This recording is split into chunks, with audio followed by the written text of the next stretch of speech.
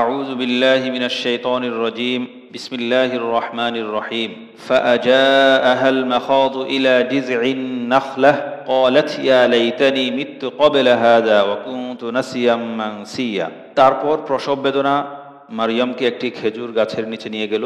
মারিয়াম বলতে লাগলেন, হায় ইয়া লাইতানি মিত্তু ক্বাবলা হাযা, আমি যদি এর আগেই মারা যেতাম, ওয়া কুনতু নাসিয়াম মানসিয়া, এবং সম্পূর্ণ বিস্মৃত বিলুপ্ত হয়ে যেতাম। সূরা মারিয়াম 23 নম্বর আয়াত। অর্থাৎ মারিয়াম আলাইহিস সালাম সেই সময়ের কষ্টটা আমরা একটু চিন্তা করলেই বুঝতে পারবো। স্বামী নেই এবং তিনি আজীবন মসজিদের নিরাপদ নির্জন কক্ষে এবাদত বন্দি করে গেছেন, সবসময় অন্য কোনো কাজ করেননি। এবং জাকারিয়া আলাইহিস সালামের মতো একজন মহান নবী তার তত্ত্বাবধানে ছিলেন, তার প্রতিপালন করেছেন। এবং বড় বড় ইহুদি রাব্বি এবং ইহুদি আলেমরা তার তত্ত্বাবধান করেছে, তার খোঁজখবর রেখেছে। তার পরিবার ও বাইতুল মাকদিসের অত্যন্ত সম্মানিত মানুষ ছিলেন। এমন একজন মানুষ বা এমন একটি ঘরের সন্তান হয়ে কিভাবে স্বামীবিহীন, স্বামী ছাড়া তার সন্তান গর্ভে আসতে পারে? এটা স্বাভাবিক। আমাদের সময় আমরা এই বিষয়টাকে অস্বাভাবিক হিসেবেই দেখব এবং এটাকে সমালোচনার দৃষ্টিতে দেখব। তো আল্লাহর কুদরত বোঝার আগ পর্যন্ত ইহুদি আলেম বা ইহুদি রাব্বিরদেরও এমন অবস্থা হয়েছিল। তিনি মরিয়ম আলাইহিস সালাম এই সময়টাকে বা এই চিত্রটাকে, এই পরিস্থিতিটাকে কল্পনা করে একটু চিন্তিত হয়ে পড়েছিলেন। তিনি লোকলজ্জার ভয়ে এবং মানুষের সমালোচনার জন্য মনে আশঙ্কার কারণে তিনি মরার ইচ্ছা করেছিলেন। কিন্তু মৃত্যুর ইচ্ছাটা আসলে মারিয়াম আলাইহিস সালামের মনের ইচ্ছা ছিল না, এটা ছিল কথার কথা, আক্ষরিক অর্থে নয়। কথার কথা বলতে তিনি আবার অপ্রয়োজনীয় কথা বলেছে এমন নয়। সবসময় শব্দ যেটা ব্যবহৃত হয় সেটার প্রচলিত অর্থ নয়, ভিন্ন অর্থ হতে পারে পরিস্থিতির হিসাবে। তুই এক্ষুনি বাবা বলেন তুই এক্ষুনি বের হয়ে যা। আসলে কি ছেলেকে বের হতে বলেন? বের হতে পারে না, একটু আড়ালে গেলেই হয়। বাবার একটু 10 মিনিট 15 মিনিট আধা ঘন্টা পরে বাবার রাগ পড়ে গেলে আগের কথা বাবা মনেও রাখেন না, একসাথে আবার খেতে বসেন। তো এই বিষয়টা এমন, ইয়া লাইতানি মিত্তু ক্বাবলা হাযা, আমি যদি মরে যেতাম, অথবা আও কুনতু নাসিয়াম মানসিয়া, অথবা আমার কথা, আমার স্মৃতি, আমার নাম নিশানা যদি মানুষের স্মৃতি থেকে মুছে যেত, মানুষ যদি আমাকে মনে না রাখতো, তাহলে আমাকে আর এই সমালোচনার সম্মুখীন হতে হবে না এই সন্তান প্রসব করার কারণে। মারিয়াম আলাইহিস সালাম সন্তান প্রসব বেদনা ওঠার আগে তিনি বাইতুল মাকদিস থেকে বের হয়ে দূরবর্তী স্থানে রওনা দিলেন। তো এই প্রসব বেদনাটাই তাকে একটি খেজুর গাছের নিচে নিয়ে এলো, খেজুর গাছের গোড়ায়। তো আল্লাহ তাআলা এক আজীব কুদরত এখানে। সন্তান, স্বামী ছাড়া সন্তান গর্ভে ধারণ করা এবং তার প্রসবের জন্য একটা ব্যবস্থাপনা আগে থেকে করে রাখা, এটা অত্যন্ত আল্লাহর বিশেষ কুদরত। সন্তান প্রসবের জায়গায় আসার আগ পর্যন্ত তার সন্তান প্রসব হয়নি, খেজুর গাছের নিচে আসার পর তার সন্তান প্রসব হয়েছে। তা আল্লাহ তাআলা এখানে মারিয়াম আলাইহিস সালামের জন্য খাবার এবং পানির ব্যবস্থা করে রেখেছেন। এই জন্য আল্লাহ তাআলা তো জানেন যে প্রসবের পর মারিয়াম আলাইহিস সালাম খুবই ক্লান্ত থাকবেন, পরিশ্রান্ত থাকবেন, তিনি হাঁটাচলা করতে পারবেন না বেশি। এই জন্য একদম গাছের গোড়ায়, খাবারের দোর গোড়ায় এনে পৌঁছে দিয়েছেন এবং তার পায়ের নিচে পানির ব্যবস্থা করে দিয়েছেন, যাতে তিনি অনায়াসে, কোনো কষ্ট ছাড়া, নড়াচড়া ছাড়াই, অতিরিক্ত কোনো পরিশ্রম ছাড়া তিনি খাবার খেতে পারেন এবং পান করতে পারেন। আমরা একটি বিষয় এখানে লক্ষ্য রাখতে পারি, আমাদের মা বোনদের যখন সন্তান প্রসব হবে, আমরা কাঁচা পাকা যদি সম্ভব হয় রুতাব খেজুর তাদেরকে খাওয়াতে পারি। না পেলে নিজের পক্ষে সাধারণ যে খেজুরগুলো আমাদের হাতের নাগালে থাকে সেগুলো খাওয়াতে পারি। এটা কোনো সুন্নাহ বা কোরআনে আমল এমন নয়। একজন আল্লাহ তাআলা যে ব্যবস্থা করেছেন সেই ব্যবস্থার অনুকরণে, এবং তাকে আমরা সে সদ্য প্রসূত মাকে আমরা ঠান্ডা পানি বা স্বচ্ছ পানি পান করাতে পারি।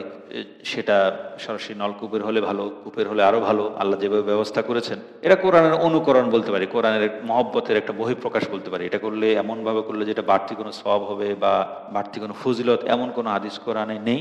কিন্তু কোরআনের সাথে মিল রাখার জন্য, আল্লাহর একজন প্রিয় বান্দির সাথে মিল রাখার জন্য আমরা এটা করতে পারি। হয়তো আল্লাহ তাআলা বরকত দিতেও পারেন এই পদ্ধতি বা এই খাবারকে ইবাদত মনে না করা আর কি। তাহলে বিষয়টা আমরা একটা মহব্বত পর্যন্ত সীমাবদ্ধ থাকবে। পরের আয়াতে আমরা দেখি, ফানাদাহা মিন তাহতিহা আল্লা তাহজানি কদ জাআলা রাব্বুকি তাহতাকি সারিয়া। মারিয়াম আলাইহিস সালাম এমন কঠিন মুহূর্তে আল্লাহ তাআলা তাকে একা ছেড়ে দেননি। এমনি তো আল্লাহ তাআলা সব সময় বান্দাকে তত্ত্বাবধানে রাখেন, নিবিড় পর্যবেক্ষণে রাখেন। পাশাপাশি জিবরিল আলাইহিস সালামকে আলাদা করে পাঠিয়ে দিয়েছেন। এখানে জিবরিল আলাইহিস সালামের কথা পরিষ্কারভাবে নেই, তা আমরা ধরে নিতে পারি মুফাসসিরিনে কেরামের নাম হিসেবে, তাদের বক্তব্য হিসেবে জিবরিল আলাইহিস সালাম। তিনি মারিয়াম আলাইহিস সালামের কাছে এসে পৌঁছলেন, এর নিচে একটু দূরে দাঁড়িয়ে বললেন, ফানাদাহা মিন তাহতিহা আল্লা তাহজানি, দূর থেকে বললেন, নিচ থেকে, যে আপনি দুঃখ পাবেন না, আপনি দুঃখিত হবেন না, আপনি চিন্তিত হবেন না, আপনি মন খারাপ করবেন না। কদ জাআলা রাব্বুকি তাহতাকি সারিয়া, আপনার প্রতিপালক আপনার নিচে একটি উৎস বা প্রস্রবণ সৃষ্টি করেছেন।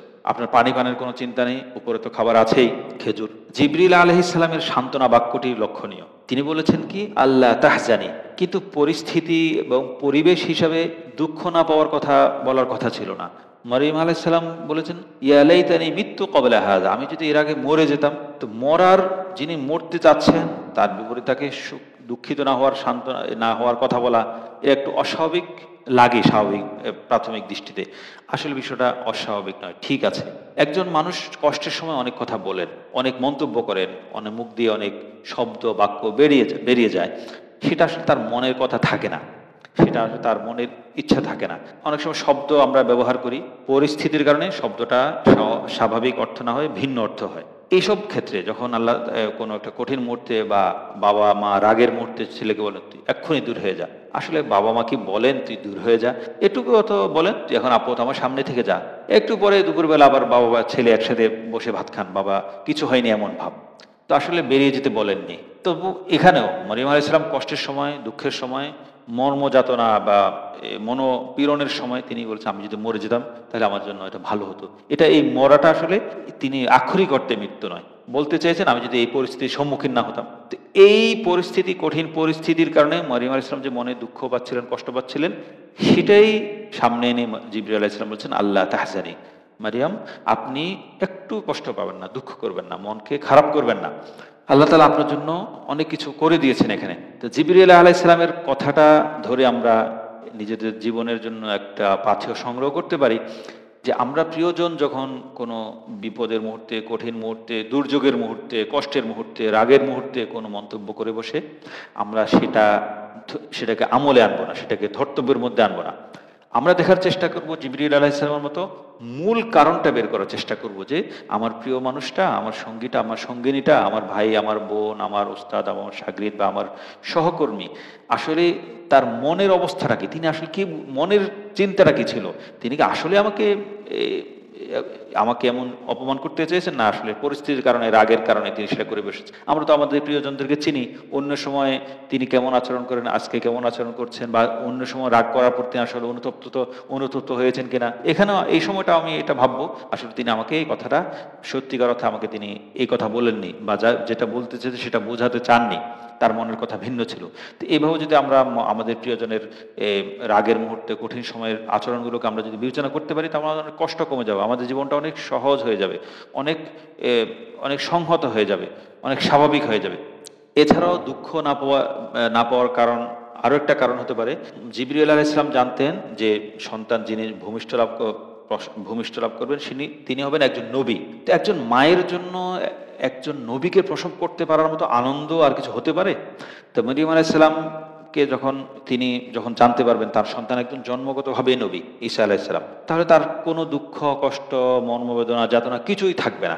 সেটাও একটা, জিবরিল আলাইহিস সালাম আল্লাহ তাহজানি বলা থেকে এটা একটা উদ্দেশ্য ছিল, যে আপনার সন্তান হবে, সন্তান নবী হবে, সেটা দেখার পর আপনার সমস্ত কষ্ট, মর্মযাতনা, পীড়ন সব মুছে যাবে, দূর হয়ে যাবে।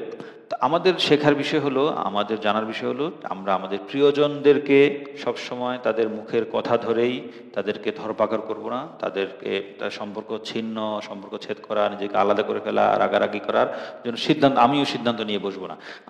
আমি চেষ্টা করব আমার প্রিয়জনের কথা যেটা মুখ দিয়ে বেরিয়েছে সেটার মূল কারণটা আবিষ্কার করা, মূল কারণটা বের করে তার সাথে তেমন নরম কোমল আচরণ করা। আল্লাহ তাআলা আমাদেরকে সুন্দরভাবে বাস করার তৌফিক দান করুন, এবং আমাদের আশেপাশের লোকদের সাথে কোমল, সহনীয় আচরণ করার তৌফিক দান করুন, এবং ক্ষমাপূর্ণ, উদারতাপূর্ণ আচরণ করে যাওয়ার তৌফিক দান করুন। ওমা আলাইনা ইল্লাল বালাগ। আমিন।